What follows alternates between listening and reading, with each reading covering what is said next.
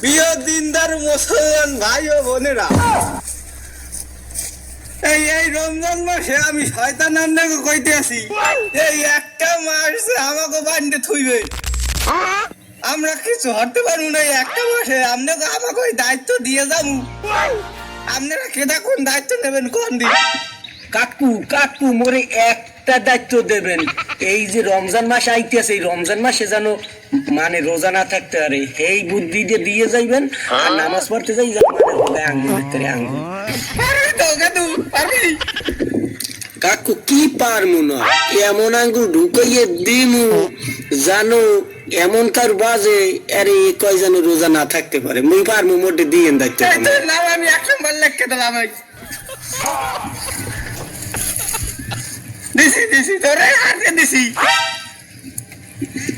শোনা শালা